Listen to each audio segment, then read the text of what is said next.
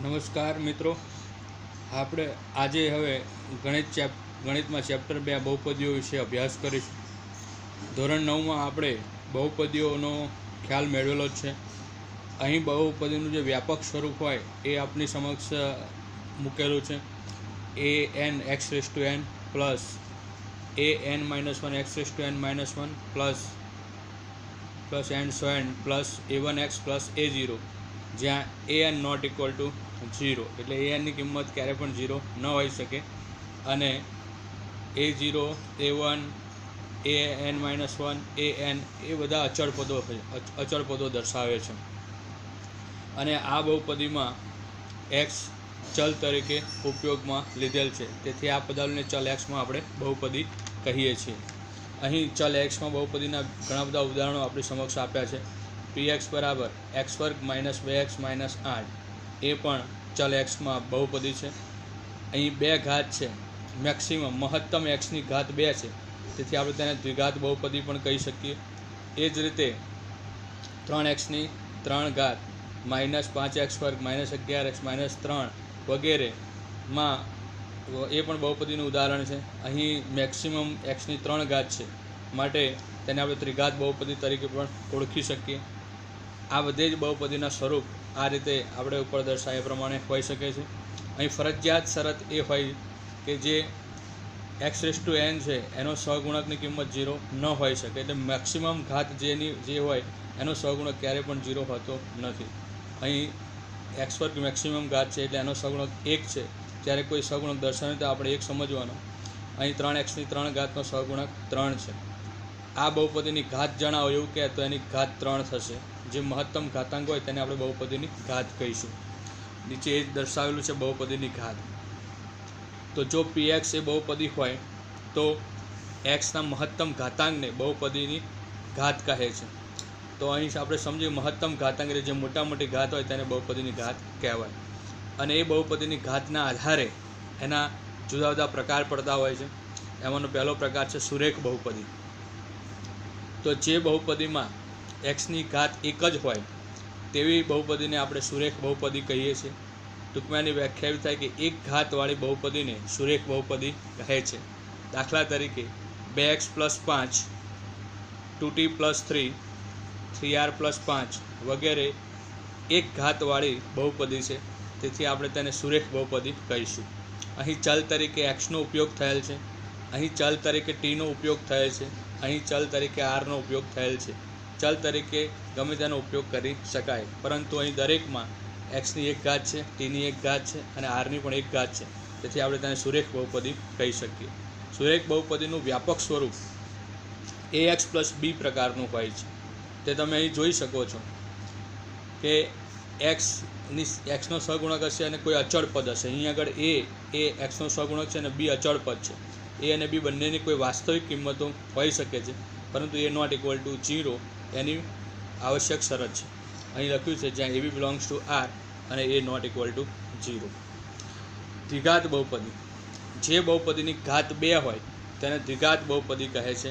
દાખલા તરીકે 2x² + x + 1, x² - 1, 9y² - 3y + 1 વગેરે દ્વિઘાત બહુપદીના ઉદાહરણો છે.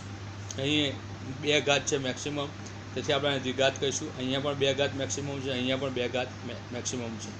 પ્રથમ 2 બહુપદી ચલ એક્સમાં બહુપદી દર્શાવે છે અને અંતિમ બહુપદી જે છે ચલ વાયમાં બહુપદી દર્શાવે છે.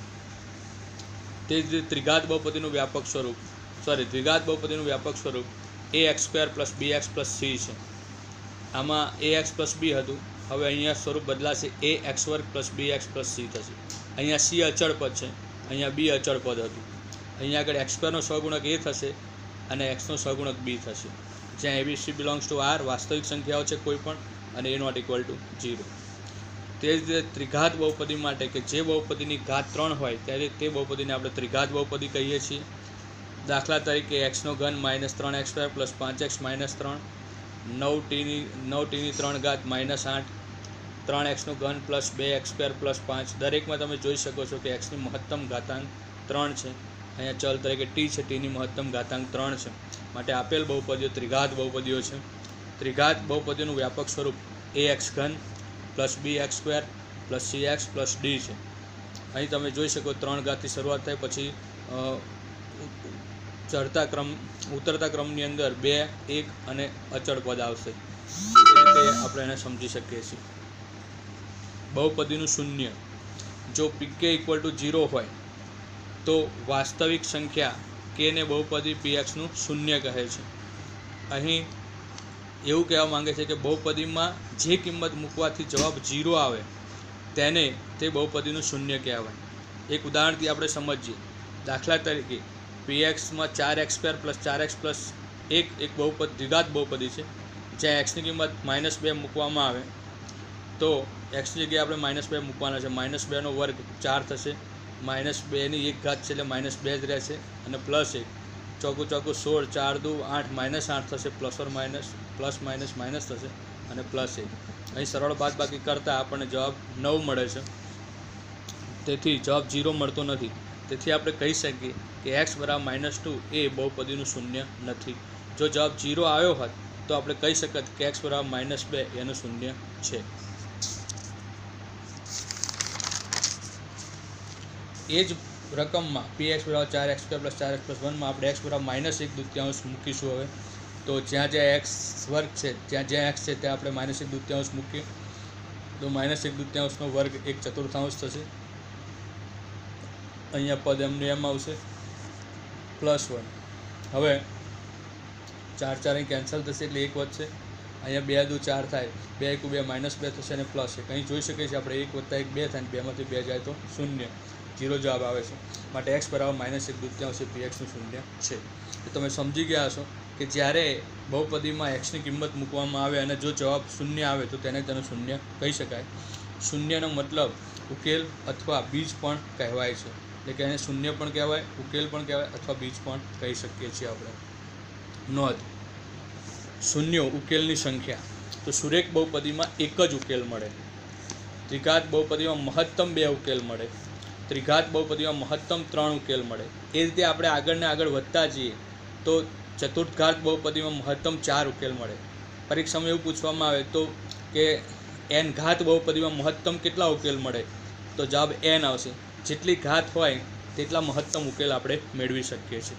મહત્તમનો મતલબ થાય કે ત્રિઘાત બહુપદીમાં 3 ઉકેલ મળે મહત્તમ. એનો મતલબ એ 2 ઉકેલ પણ મળી શકે ક્યારેક અને 1 પણ મળી શકે છે, પણ મહત્તમ 3 થી વધારે ઉકેલ મળશે નહીં.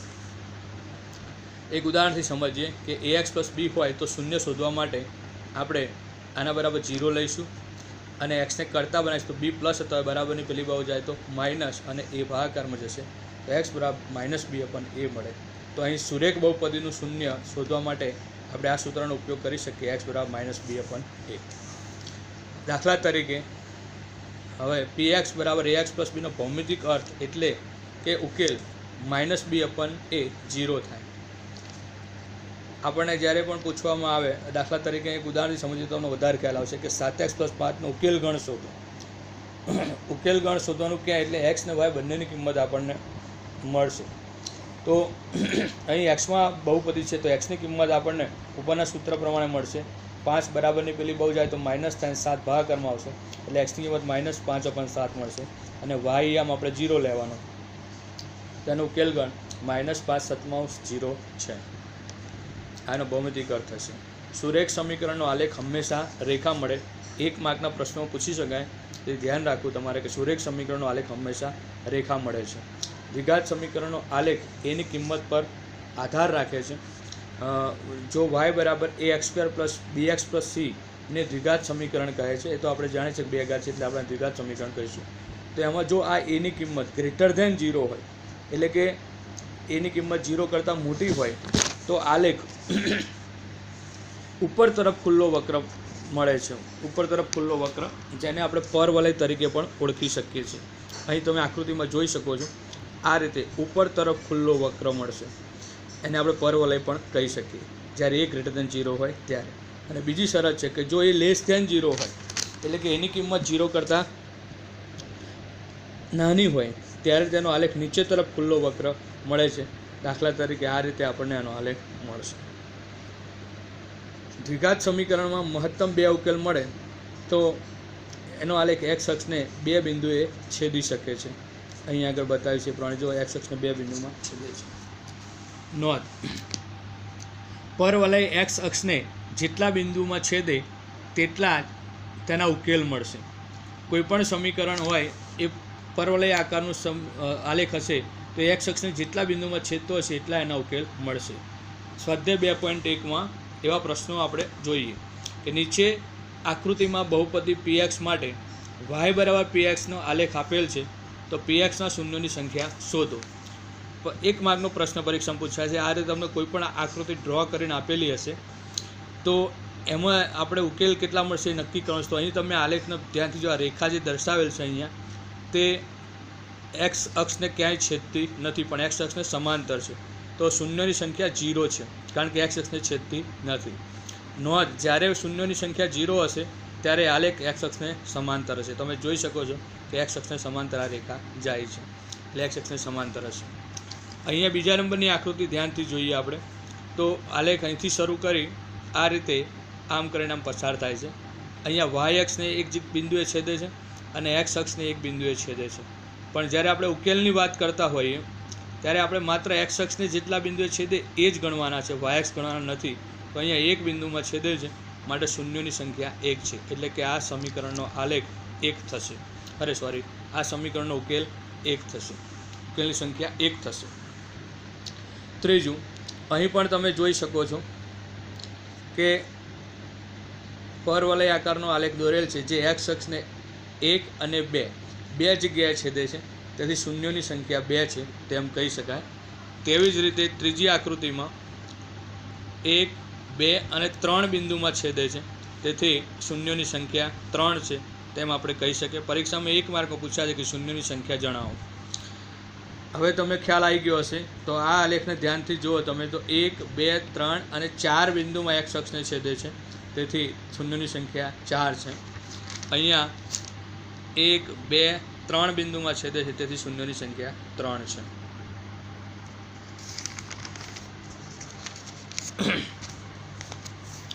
બહુપદીના શૂન્યો અને સહગુણક વચ્ચેનો સંબંધ.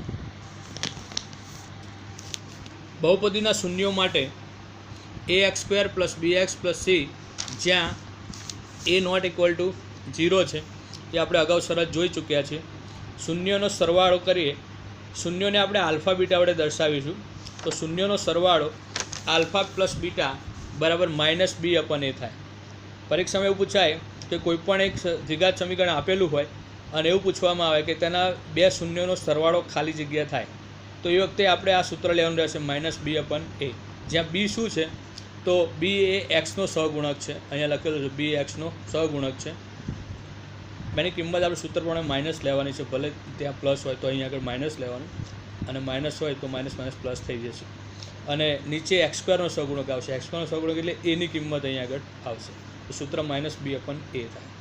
તે જ રીતે શૂન્યનો ગુણાકાર આલ્ફા બીટા એટલે કે c/a વડે દર્શાવવામાં આવશે. એટલે અચળ પદ c ને આપણે અચળ પદ કહીશું આ સમીકરણમાં અને ભાગ્યા x² સહગુણક એટલે a આવશે.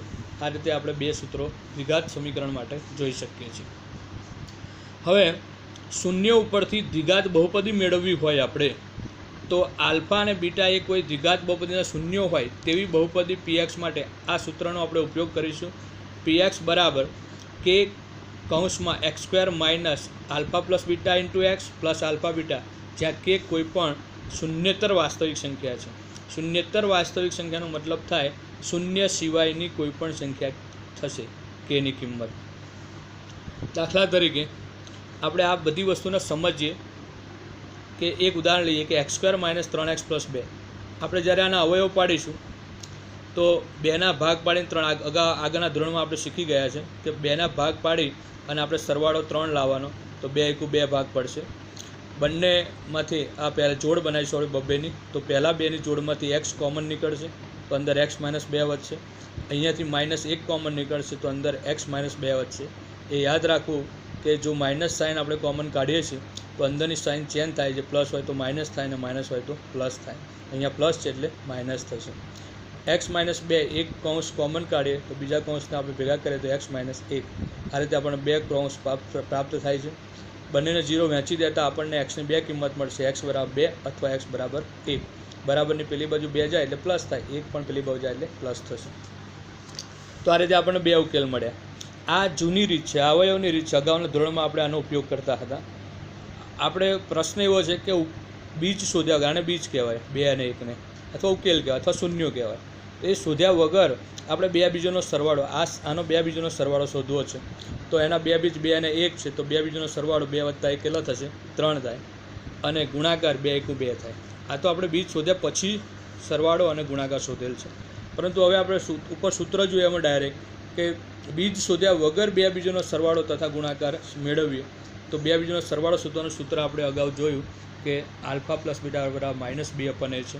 તો અહીંયા આગળ જુઓ તમે કે આલ્ફા પ્લસ બીટા બરાબર -b/a થાય. અહીં આ સમીકરણમાં એની કિંમત 1 થશે, બીની કિંમત -3 થશે અને સીની કિંમત 2 થશે, જે અહીં દર્શાવેલ છે. તો આ કિંમત સૂત્રમાં મૂકીએ તો સૂત્રમાં માઇનસ છે અને બી પોતે માઇનસ છે, એટલે આ રીતે લખવાનું કૌંસમાં -3 અને નીચે એની કિંમત 1 છે. એટલે હવે માઇનસ માઇનસ પ્લસ થાય તો 3/1 થાય. 3 ને 1 વડે ભાગીશું તો જવાબ 3 જ આવશે. આપણે આગળ બીજનો સરળ કર્યો તો પણ 3 થતો હતો અને સૂત્રની મદદથી મેળવીએ તો પણ જવાબ 3 જ આવશે. એ રીતે ગુણાકાર 2 થતો હતો તો સૂત્રની મદદથી ગુણાકાર મેળવ્યો તો c/a છે. cની કિંમત અહીંયા 2 છે અને એની કિંમત 1 છે. 2/1 એટલે 2 જવાબ આવશે. તો આ રીતે આપણે બીજ શોધ્યા વગર શૂન્યોનો સરવાળો અને શૂન્યનો ગુણાકાર મેળવી શકીએ છીએ. શૂન્યો આપ્યા હોય અને દ્વિઘાત સમીકરણ શોધવાનું હોય તેની વાત કરીએ. દાખલા તરીકે 2 બીજ 2 અને 1 છે. બધું આપણે એક જ ઉદાહરણથી સમજી લઈએ, તમને ખ્યાલ આવે. 2 અને 1 છે તો આપણે સૂત્ર જોયું હમણાં, એટલે આપણે એક બીજને આલ્ફા કહી દેવાનું અને એક બીજને આપણે બીટા કહી દઈશું. તો આપણે આજે સૂત્ર જોયું કે કૌંસમાં x² - alpha plus beta × x plus alpha beta, એ સૂત્રનો આપણે ઉપયોગ કરવાનો છે. એમાં કેને એમને એમ જ રાખીશું, x² એમને આલ્ફા પ્લસ બીટા એટલે આલ્ફા અને બીટાની કિંમત મૂકીશું આપણે 2 + 1 × x એમને આલ્ફા બીટા ગુણાકારમાં છે એટલે 2 × 1. હવે 2 અને 1નો સરવાળો 3 થશે, જે અહીં લખેલ છે, અને ગુણાકાર 2 × 2 થશે.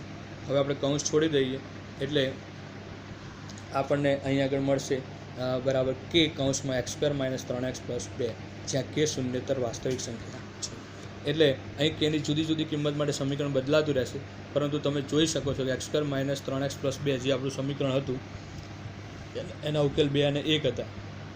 આપણે અહીંયા ઉકેલ ઉપરથી 2 અને 1 ઉપરથી એ જ સમીકરણ ફરી પાછું મેળવી લીધું છે, x² - 3x + 2, જ્યાં કે શૂન્યેતર અચળ વાસ્તવિક સંખ્યા છે. નોંધ: જો આલ્ફા અને બીટા પરસ્પર વિરોધી સંખ્યા હોય તો b બરાબર 0 થશે. આલ્ફા અને બીટા પરસ્પર વિરોધી સંખ્યા હોય એટલે કે અગાઉના સમીકરણમાં આપણને આલ્ફા 2 મળ્યો, જો બીટા -2 મળ્યો હોય તો બંને પરસ્પર વિરોધી કહેવાય, એ રીતે વાત કરેલ છે. તો અહીં આલ્ફા અને બીટા પરસ્પર વિરોધી હોય તો બીની કિંમત 0 થાય, એટલે દ્વિઘાત સમીકરણમાં બીની કિંમત 0 થશે. એ જ રીતે આલ્ફા અને બીટા પરસ્પર વ્યસ્ત હોય તો a અને c બંનેની કિંમત સમાન થશે, એક સરખી થશે. ઉદાહરણથી સમજીએ. આવા દાખલા પૂછાય 1 માર્કમાં કે x² - m + 1 × x + 5, આ દ્વિઘાત સમીકરણ છે. બરાબર ધ્યાનથી જોજો, અહીં 2 ઘાત છે મહત્તમ, એટલા માટે દ્વિઘાત સમીકરણ કહેવાય. ના બીજ પરસ્પર વિરોધી સંખ્યા હોય તો m શોધો, એવું કીધું આપણે. આ mની કિંમત આપણે શોધવાની છે. તો આપણે ઉપર નિયમ જોયો કે જ્યારે પરસ્પર વિરોધી બીજ હશે ત્યારે બીની કિંમત 0 હશે. તો અહીં આગળ આપણે બીની કિંમત 0 લઈ લેવાની અને બીની કિંમત આમાં સૂત્ર પ્રમાણે આપણે જોઈએ કે a બરાબર 1 થશે, b બરાબર xની આગળવાળા પદને b કહે છે એટલે આખું આપણે લેવાનું રહેશે -m + 1 અને cની કિંમત 5 થશે. આ રીતે તો બીની કિંમત મૂકી આપણે -m + 1 બરાબર 0. માઇનસ સાઇન પેલી બાજુ આપી દઈએ તો 0 છે એટલે કોઈ ફરક પડશે નહીં, એટલે m + 1 બરાબર આપણને 0 મળશે અને +1 પેલી બાજુ જાય એટલે -1 મળશે. તો અહીં mની કિંમત -1 મળશે. આ રીતે આપણે શોધી શકીએ છીએ. એ જ રીતે બીજું એક સમીકરણ છે 2a + 1 x² + 5x + 5. અહીં પણ તમે જોઈ શકો છો કે આ પણ દ્વિઘાત સમીકરણ છે. જો એના બીજ પરસ્પર વ્યસ્ત હોય તો એની કિંમત શોધો. તો આપણે જાણીએ છીએ એમાં કે જો પરસ્પર વ્યસ્ત બીજ હોય તો અગાઉ સૂત્ર પ્રમાણે a અને c ની કિંમત સમાન થાય. અહીં એની કિંમત 2a + 1 છે અને cની કિંમત 5 છે, તો એ બંને સમાન થાય. તો આપણે એ બંનેને સરખાવવાના, a બરાબર c. તો એની કિંમત આપણે 2a + 1 લખીએ અને cની કિંમત 5 લખી છે. એક પેલી બાજુ જાય એટલે માઇનસ થશે, 5 માંથી 1 જાય એટલે 4 2a બરાબર 4 થશે, તો a બરાબર 4 ભાગ્યા 2 મળશે, તો a બરાબર આપણને 2 પ્રાપ્ત થશે. આ રીતે આપણે શોધી શકીએ.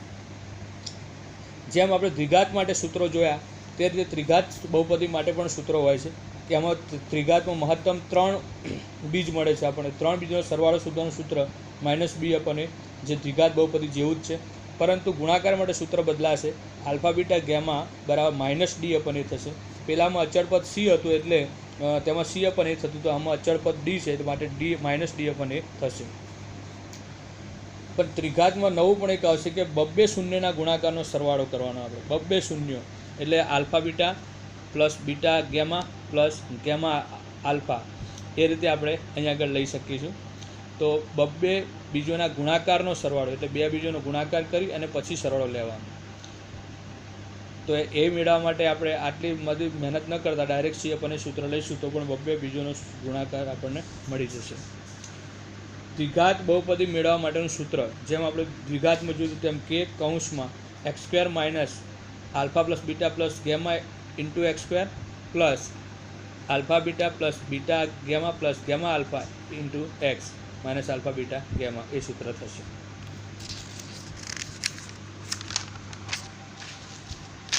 અહીં અગાઉના ધોરણમાં આપણે કેટલાક અવયવો શીખેલા છે તેની માહિતી અહીં આગળ આપેલ છે. x પ્લસ વાયનો હોલ સ્ક્વેર બરાબર x² plus 2x plus y² અને x માઇનસ વાયનો હોલ સ્ક્વેર બરાબર x² minus 2x plus y², જેને પૂર્ણવર્ગ ત્રિપદી કહે છે. આ સૂત્રો તમારે ફરી યાદ કરી લેવાના છે. x plus Y x minus Y બરાબર x² માઇનસ y², પૂર્ણવર્ગના તફાવતની રીત કહેવાય. અને ત્રિપદી હોય અને એનો વર્ગ હોય તો આ રીતે આપણે એનું વિસ્તરણ કરીએ છીએ. પહેલાં ત્રણેય પદોનો વર્ગ, પછી 2 જોડે પહેલું બીજું, પ્લસ 2 જોડે બીજું ત્રીજું અને પ્લસ 2 જોડે ત્રીજું પહેલું, એ રીતે. x પ્લસ વાયનો ઘન હોય તો આ રીતે એના વિસ્તરણ થશે. x ઘન, બંને પદના પહેલાં ઘન, પછી 3 જોડે બંનેનો ગુણાકાર અને કૌંસમાં જે પદ હોય તે વેઠું લઈશું આપણે. એ રીતે માઇનસમાં સાઈનો બદલાશે, એને પૂર્ણ ઘનની રીત કહી શકીએ આપણે. એ જ રીતે આ પૂર્ણ ઘન તફાવતમાં આપણે આ સૂત્રો અગાઉ જોઈ ચૂક્યા છે. તો આટલા સૂત્રો તમારે તૈયાર કરવા અને આપણે વધુ અભ્યાસો આગળ ફરી કરીશું. જય હિન્દ.